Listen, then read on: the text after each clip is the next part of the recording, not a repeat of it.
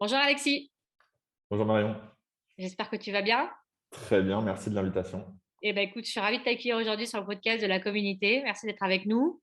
Tu es donc fondateur de la marque All Tigers que tu as donc créée. C'est une marque de maquillage vegan aux ingrédients bio et naturels. C'est ça, Donc aujourd'hui, tu es vendu dans plus de 600 magasins en Europe. Donc, ce qui commence exactement. à faire beaucoup de magasins.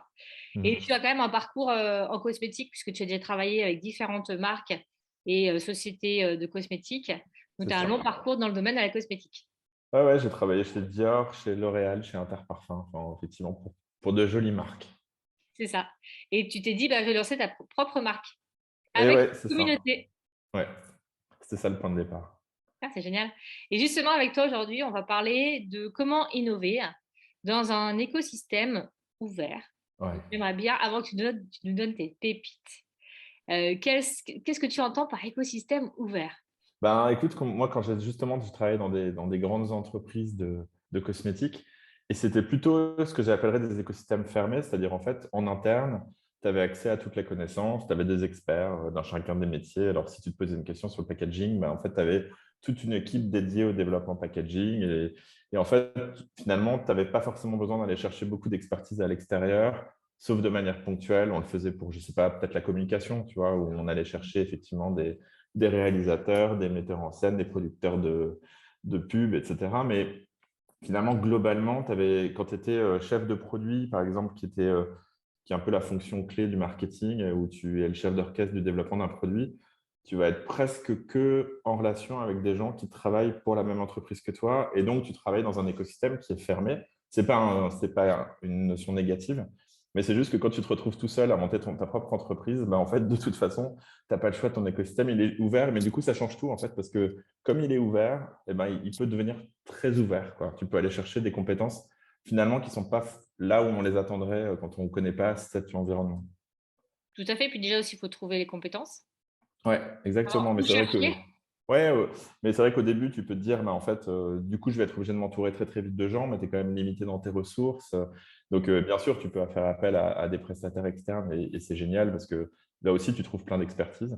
Mais effectivement, moi, ce qui m'a frappé dès le début, c'est que j'ai eu plein d'aides de gens dont ce n'était pas nécessairement le métier, mais qui ont réagi auprès de moi.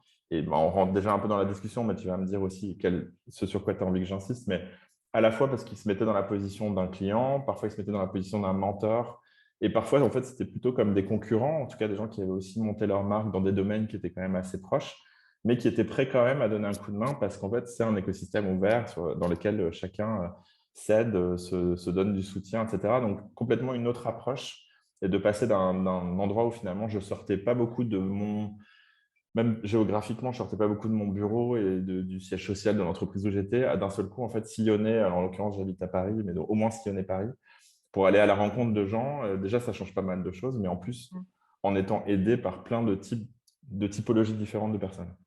Oui, ça donne aussi une ouverture d'esprit, ça te donne beaucoup d'idées dans ce que tu... Oh, et ça bouscule aussi tes idées, en fait. Ah bah, C'est complètement, parce qu'au début, quand tu démarres, tu as une idée assez préconçue de ce que tu vas faire et tu te dis, ben là, ça sera ça ma vision. Et en fait, ce que tu ne sais pas encore bien définir, c'est qu'est-ce qui est une conviction et qu'est-ce qui est un préjugé. Et en Mm. fait, en rencontrant plein de monde, ils vont te confronter justement à des choses en te disant, mais en fait, dans ton projet, il y a ça qui me surprend ou il y a ça ce sur quoi je ne suis pas d'accord. Et en fait, assez vite, tu peux te dire, ah oui, non, mais ça, en fait, pour moi, c'est la colonne vertébrale du projet, je n'ai pas envie d'en bouger. Du coup, c'est vraiment une conviction forte. Ou bien sur d'autres éléments, se dire, ah mais en fait, je n'avais pas vu ce point de vue. Et en fait, le fait de l'entendre d'une autre personne et d'avoir cette vision-là, tu te dis, ah ben, c'est comme ça qu'il le comprend. Du coup, en fait, soit il faut que je l'explique différemment, soit ça veut dire qu'il faut que je le pense différemment, je le réalise différemment. Mais ça te fait vachement évoluer sur ton projet. Et moi, à plein d'égards, dans mon projet, en fait, il a été entièrement recomposé. Évidemment, il y a une colonne vertébrale, et ça, donc ça, c'était les convictions, mais qui était un peu constitutif de ce que je suis, et je ne me serais pas vu faire quelque chose qui était trop loin de moi, et je pense que c'est vrai pour n'importe quel entrepreneur. Mais, euh, mais en même temps, il y avait plein d'éléments où je pensais que ça allait avoir lieu de telle ou telle manière. Et en fait, ben, le fait de le confronter à plein de gens différents, ça m'a énormément aidé à l'améliorer, à le peaufiner et à le rendre beaucoup plus percutant même venant de gens dont ce n'était pas nécessairement le métier de me conseiller ou ce n'était pas forcément leur métier de m'aider sur ces thèmes-là. Encore une fois, ils ne réagissaient pas forcément en expert, mais parfois en simple consommateur, mais avec un autre point de vue que moi, quoi. Ouais, tout à fait. Et justement, c'était ce qu'on avait discuté. Comment tu fais pour aller, pour avoir cet écosystème ouvert? Vers qui tu t'adresses justement pour aller, pour développer cet écosystème ouvert et avoir ces Écoute, retours? écoute, du coup, il y a eu plusieurs façons. Le premier, effectivement, c'était plutôt d'aller à la rencontre de clientes potentielles, en l'occurrence parce que je fais du maquillage. Donc déjà, je ne suis pas utilisateur des produits, donc je pense que c'était plutôt une bonne idée d'aller voir d'autres gens qui, eux, allaient utiliser les produits. Donc déjà, au départ, c'était plutôt rencontrer des gens qui, parfois, étaient dans mon milieu professionnel. Donc moi, je précise une chose, c'est qu'en fait, j'avais travaillé dans la cosmétique, mais pas du tout sur du maquillage. Et chaque segment cosmétique a vraiment sa propre vie, sa propre façon d'avancer. Donc, en fait, tu ne peux pas forcément transposer ce que tu as appris sur du parfum ou du soin sur du maquillage. Donc, le fait de rencontrer des gens qui étaient à la fois un peu experts parce qu'ils avaient un peu de métier dans ce domaine-là et à la fois ils réagissaient en tant que consommateur, consommatrice, ça aide énormément parce que du coup, tu as un peu un double point de vue. Et ça, j'ai enchaîné plein de… Au départ, donc c'était des gens que je connaissais et puis parfois des gens que je connaissais moins parce qu'on me les avait présentés. Donc, du coup, c'était des déjeuners, des cafés où en fait, je montrais mon projet, où je dévoilais une partie de mon projet. Mais j'étais assez open. J'essayais pas de dire, attention, c'est mon projet, il est top secret. Non, enfin, je me disais, attends, si mon idée, elle est facilement copiable, c'est que c'est pas la bonne idée. Donc, en gros, l'idée, c'était plutôt d'être assez ouvert sur ce que je montrais et puis de faire réagir et d'avoir le retour des gens. Donc, en gros, j'avais quand même composé, enfin, j'avais fait une visualisation de mon projet. J'avais utilisé évidemment des choses qui étaient un peu du bricolage, tu vois, sur PowerPoint, qui montraient ce que serait le projet, mais de manière suffisamment précise pour que les gens puissent me dire ça, j'aime pas, ça, je pense qu'il faudrait que tu le revoies, ou ça me parle pas. Donc, en tout cas, ça m'a permis vraiment de faire évoluer.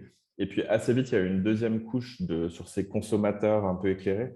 C'est que c'était trop compliqué en fait de les voir séparément. Et donc, j'ai ouvert très tôt la page Instagram où à la fois je racontais mon quotidien d'entrepreneur et donc je disais, ben, en gros, à vous qui êtes peut-être salarié mais qui avez eu envie, qui avez déjà vu un petit bout de mon projet, ben, en fait, voyez comment il évolue. Donc, parce que finalement, quand tu avais vu mon projet en septembre, ben, en avril, c'était plus le même, quoi. Donc, c'était une manière pour eux de continuer à suivre les sujets.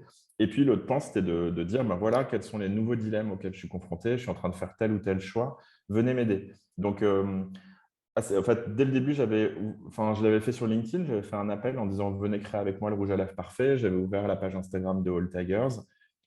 Et donc, j'étais déjà un peu nourri des discussions dont je parlais avant, qui étaient plus des one-to-one. Et puis après, là, c'était plus global. Donc, je racontais mon quotidien et puis je disais ben voilà, j'ai tel questionnement sur l'applicateur de mon rouge à lèvres, j'ai voilà, toutes les couleurs sur lesquelles on est en train de travailler. Vous choisissez celle-là ou celle-là, celle-là ou celle-là. Puis je faisais des itérations successives. Donc, le projet s'est vraiment construit comme ça. Et puis, du coup, en plus, ça a un peu cimenté la communauté qui a commencé à grossir aussi parce que plus il y a d'activités, plus la communauté croît. Donc, ça a été plutôt la façon dont les choses se sont créées. Et en fait, aujourd'hui encore, donc tu vois, la marque, j'ai lancé fin 2018 avec les rouges à lèvres, puis il y a eu les vernis à ongles, puis il y a eu les fards à paupières, puis plus récemment les mascaras. Donc, la gamme s'est étoffée. Elle s'est étoffée à la demande des consommateurs, c'est-à-dire qu'on a fait très régulièrement des questionnaires pour dire what's next, qu'est-ce que vous Oui. voulez pour la suite.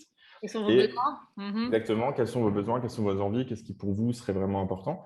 Et puis à l'intérieur de ces sujets, à chaque fois, on interroge la communauté, souvent sur Instagram et de temps en temps via des questionnaires plus longs. Donc là, récemment, on a lancé un mascara et on avait avant fait un questionnaire où c'était un questionnaire assez costaud. Ça prenait plusieurs minutes de le remplir et on a eu 700 réponses la première semaine et on a continué. Sincèrement, dans les grosses boîtes où j'étais, j'ai jamais eu accès à des études où il y avait 700 personnes qui avaient répondu. Enfin, Énorme, mais c'est donc, ça.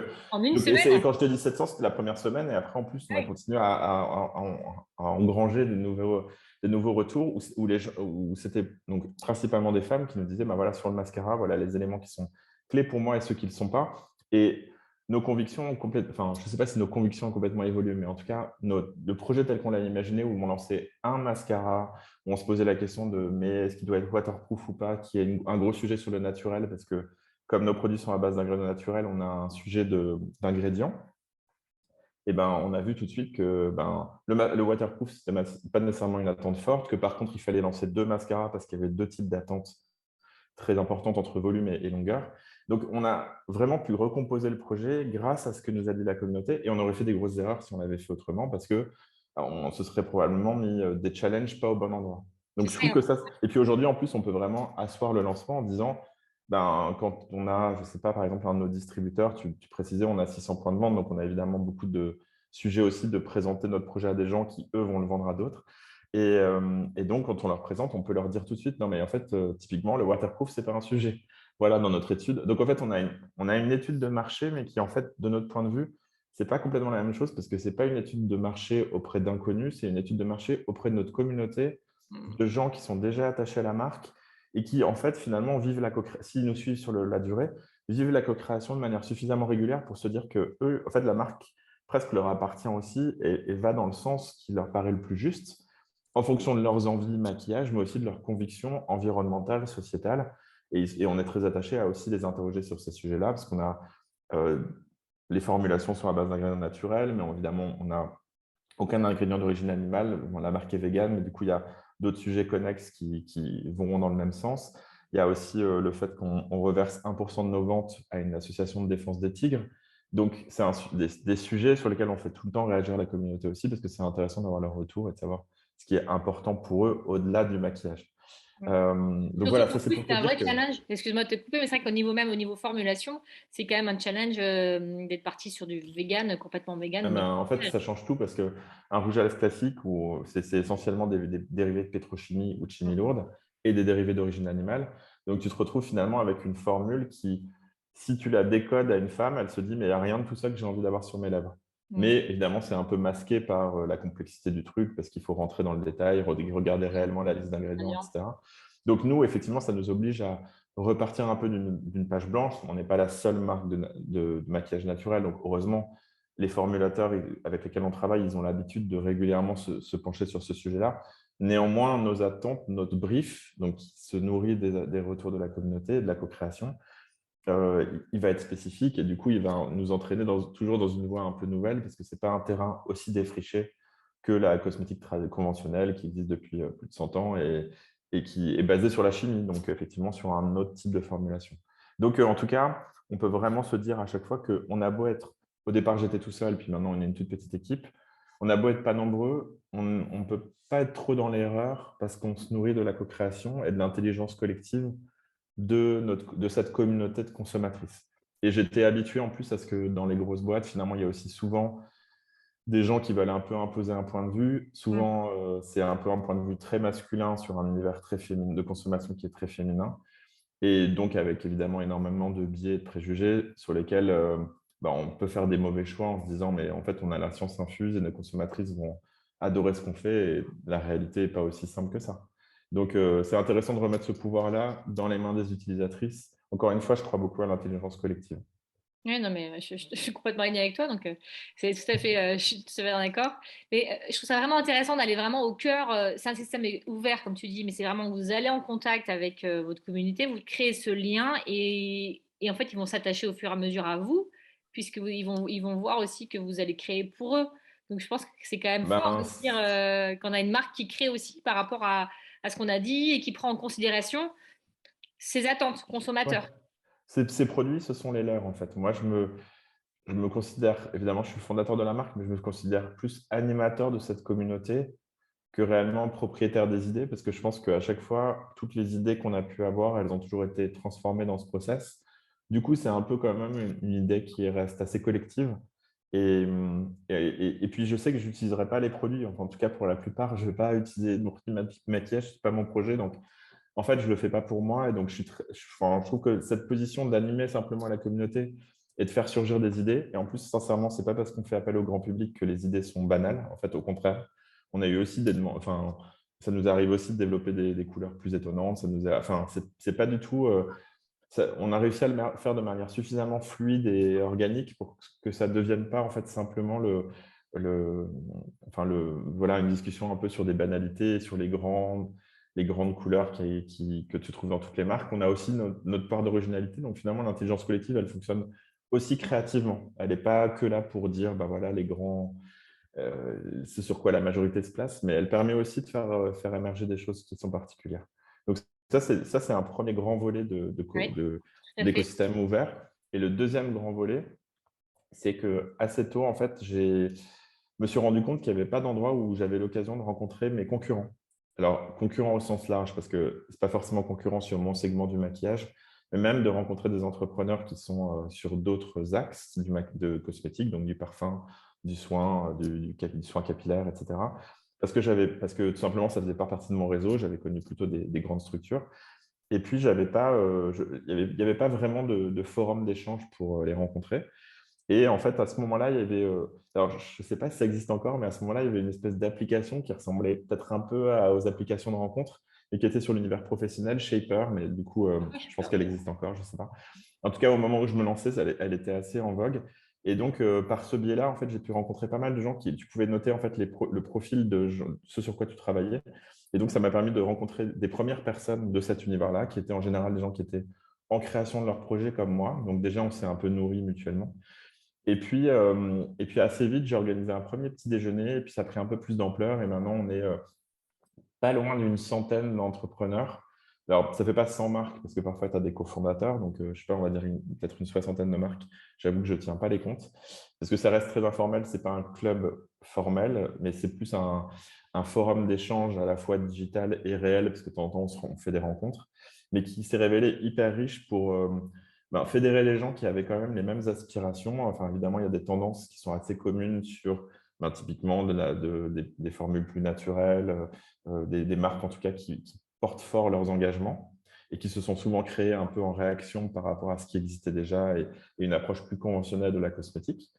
Donc, d'abord, il y a donc une première communauté de pensée. Puis, l'autre point, c'est que comme les marques sont assez jeunes, elles sont confrontées aux mêmes défis. Même avec un concurrent très direct, partager avec lui quel fournisseur te fournit les cartons d'emballage, etc. Enfin, Hmm. parfois, c'est des sujets sur lesquels tu n'as pas vraiment un grand enjeu stratégique à conserver jalousement le secret de ton fabricant et de ton Sœur, fournisseur. Et qu'en fait, tu préfères au contraire que ton fournisseur il ait d'autres opportunités parce que comme ça lui permet de se développer et c'est vertueux pour tout le monde. Donc, finalement, c'est génial parce qu'à la fois, on se sent moins seul, moins isolé en tant qu'entrepreneur, mais en plus, on sait où poser des questions à des gens qui ne vont pas vous proposer des solutions qui sont complètement non pertinente par rapport à le à la positionnement de la phase, marque. au moment où tu en es de ta marque. Hmm. Donc, je trouve que ça s'est révélé très vertueux et ça nous a donné parfois de la force aussi ensemble parce qu'on a pu du coup être reçus par le magazine professionnel de la cosmétique qui nous a reçus tous ensemble, un distributeur qui nous a dit, en fait, plutôt que de vous voir tous séparément, c'est génial de vous voir ensemble. Enfin, c'est vrai qu'on peut, si on se place de l'autre côté, finalement, il y a une telle scène émergente de nouvelles marques de beauté que ça doit être parfois un peu compliqué à gérer pour certains acteurs de l'autre côté, de l'autre côté du miroir. Donc, soit en distribution, soit effectivement les journalistes qui reçoivent des dizaines de dossiers de presse. Enfin, donc, ça nous a donné aussi des occasions en fait, de venir ensemble et de faire gagner du temps à tout le monde. Je pense, ou la Fédération de la beauté, donc qui est le syndicat professionnel, qui aussi nous a reçus tous ensemble en nous présentant tous ensemble leurs activités. Enfin, voilà, ça nous donne de la force ensemble Hmm. tout en nous donnant un forum d'échange, de débat aussi, hein. On n'est pas toujours d'accord, mais de débat aussi. Donc ça aussi, ça c'est un deuxième grand champ de coopération et d'écosystème ouvert, c'est que nous, finalement, on connaît assez intimement des gens qui sont un peu nos concurrents, mais pas vraiment, parce qu'on a un enjeu commun qui est finalement d'installer cette nouvelle scène de la beauté sur le devant de la scène, c'est le cas de le dire. Oui, et puis Et, plusieurs, on est plus fort. exactement. Donc ça, c'est un deuxième champ.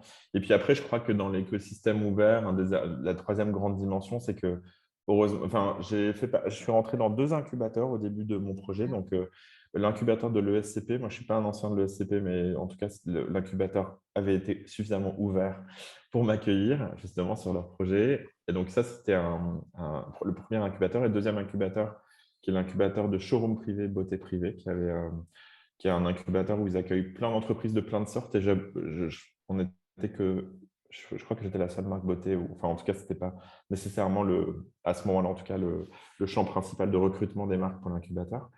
Et c'était beaucoup aussi des prestataires de services. Donc, dans les deux cas, en fait, ce qui est génial, c'est que tu te retrouves, enfin, non seulement tu as parfois à disposition des moyens, des locaux, etc., mais surtout, je trouve qu'au-delà de ça, c'est le fait de rencontrer d'autres entrepreneurs que tu connais et que tu découvres, mais qui connaissent les mêmes défis que toi, à nouveau, mais dans d'autres secteurs, pour le coup. Oui. Hmm. Et aussi rencontrer des mentors, parce que souvent, justement, ils te proposent de rencontrer des gens qui sont un peu plus des vétérans de l'entrepreneuriat, qui ont connu les aléas. Et donc, donc tu vois, l'écosystème ouvert, c'était aussi finalement trouver des gens qui ont une expérience différente Et, et aussi dans le courant de la vie de l'entreprise, j'ai fait une levée de fonds et qui était assez modeste en termes de montant. C'était plus en tout cas une façon de pouvoir passer à la phase suivante. Et en fait, cette levée de fonds m'a permis aussi de faire rentrer justement dans mon cercle des investisseurs, mais qui eux-mêmes finalement étaient souvent des anciens entrepreneurs ou des gens qui connaissaient bien l'industrie cosmétique et qui les uns et les autres se sont mis, même ponctuellement parfois simplement, mais dans cette position de mentoring Oui. pour m'aider à y voir plus clair, parce qu'eux-mêmes, ils ont un autre poste d'observation et ils m'aident. Donc, voilà, je ne sais pas si je t'ai donné tous les éléments de cet écosystème-là, mais en tout cas, j'y crois vraiment. En fait, je pense vraiment que l'intelligence collective, la co-création, tu ne peux pas en fait, partir en disant en fait, j'ai la science infuse et quoi qu'il fasse, j'ai raison, quoi qu'il se passe, j'ai raison. Je pense que tu as besoin d'avoir des convictions et une colonne vertébrale de valeurs dont tu sais que tu t'éloigneras pas, mais je pense qu'il y a aussi toute une série de moments. En plus, le marché est hyper changeant. Donc, de Ça va toute façon, tellement les vite. convictions. Mm. Enfin, là, je pense qu'on a vécu 2 ans complètement dingues avec le Covid et c'est pas forcément terminé. Donc, je pense qu'on est tous conscients que même si les convictions que tu pouvais avoir en 2018, il y a de fortes chances que tu sois obligé de revoir un peu ta copie en 2021 ou en 2022 sur un certain nombre de points, 2022, 2023, etc. Donc, en fait, tu vois bien que en fait, tu as besoin aussi que l'écosystème il soit ouvert en permanence, sans te perdre, mais ouvert en permanence parce que tu as besoin de pouvoir t'irriguer de tout ce qui se passe, de tout ce qui se fait. Enrichir Et les idées, je trouve que c'est important complètement. parce que c'est vrai, ça vraiment enrichir, puisque quand on fait un peu de l'intelligence collective, c'est du rebond d'idées. C'est qu'on va compléter, on va confronter nos idées et puis on va les enrichir par rapport aux autres personnes qui vont être là. Je trouve que c'est justement très enrichissant Ouais, à fond. d'utiliser. Ouais, tout à fait. Ça te fait voir les choses différemment. Parfois, les gens te prennent des exemples de sociétés dont tu n'as jamais entendu parler. Il faut quand même être conscient qu'à l'heure digitale, tu as plein de sociétés qui sont extraordinairement performantes, avec des succès incroyables, mais qui sont invisibles du grand public pour l'essentiel. Parce Mhm. que quand tu es juste un site Internet avec une super communication digitale, parfois, tu as 10 000 clients et tu cartonnes. Et donc, pour autant, tu es un peu invisible pour les autres. Donc, finalement, le fait de rencontrer plein de monde, c'est aussi une façon de découvrir des cas d'école qui C'est sont pas vrai. forcément, qui sont pas forcément dans les vitrines de tous les magasins que tu vois, quoi. Donc, qui communiquent pas plus que ça. Donc, ça aussi, je trouve qu'on en a vraiment besoin. Et typiquement, enfin, tu vois, ce que tu fais, les vidéos que tu fais, comme tous les podcasts, et moi j'en consomme beaucoup, te permettent aussi à chaque fois de rentrer assez finement dans l'intimité d'un parcours entrepreneurial et de comprendre quels en ont été les ressorts. Et je trouve que enfin, on a de la chance de pouvoir continuer se nourrir de tous C'est ces, ça. euh, de tous ces exemples. On en a besoin. Je pense qu'on en a vraiment besoin. Oui, puis si ça marche pour l'un, c'est comme moi, c'est tirer un peu ces facteurs de succès. Si ça marche pour l'un, pourquoi pas pour l'autre? Et au contraire, ça peut permettre aussi d'aller plus vite à certains. Ouais, Ou, comme tu dis, c'est du mentoring, mais c'est un peu tirer de la sagesse collective, je dirais. C'est ce qu'on dit, c'est la sagesse collective en intelligence collective. C'est la sagesse complètement. collective qui fait qu'aussi on avance et qu'on va plus loin, même en tant qu'individu et d'humanité, en fait. Ouais. Et aujourd'hui, je pense que ça a beaucoup aidé ma marque même à aussi émerger dans l'ensemble des marques cosmétiques. C'est aussi le fait justement d'avoir rencontré plein de gens parce que ben, le buzz se crée aussi comme ça. Au moins en termes au niveau professionnel, c'est aussi comme ça qu'il se crée. C'est vrai, oui, oui, ça, tout à fait. Donc, pour conclure, oui à 100% pour un écosystème ouvert, même à 200%, voire 1000%. Ouais. Ça permet de créer une vraie communauté de partage avec, ses consommateurs et comprendre ce qu'ils veulent et avoir leur retour. Une communauté aussi entre pairs, Mhm. je pense, aller voir aussi d'autres entrepreneurs qui sont dans le même domaine et qui ont les mêmes, comme tu dis, défis et challenges à créer des marques et qui sont au même niveau, au même Mhm. état aussi d'avancement, parce que c'est aussi important, sinon il y a trop de Très décalage. important. Mm. Et aussi d'ouvrir, s'ouvrir aussi à des mentors, à du mentoring pour justement avoir ce recul d'expérience, la position aussi, avoir du recul sur ce qu'on fait. Ouais, complètement. Bah, merci beaucoup Alexis pour ce partage en tout cas. Je t'en Comment on prie, fait merci à si, toi. si on veut te contacter, suivre All Tigers, comment on fait? Alors, si on veut participer à continuer à construire la marque, en tout cas, il faut nous suivre sur Instagram et participer dans les stories très nombreux sur des thèmes de co-création, ça, sans hésiter. Donc, Instagram All Tigers Organics. Ça, c'est le premier point. Et pour me contacter ou me suivre, c'est plutôt sur LinkedIn. D'accord. où je vais être assez actif à justement raconter un peu où on en est de All Tigers et les grands événements, et puis du coup, évidemment, être joignable. Super. Bah, merci beaucoup en tout cas pour vraiment ce partage parce que c'est aussi c'est gentil de partager tout ce que tu as appris, en tout cas, avec la communauté. Et je te souhaite beaucoup de réussite et je te dis à bientôt, Alexis. Merci beaucoup, à bientôt. Salut.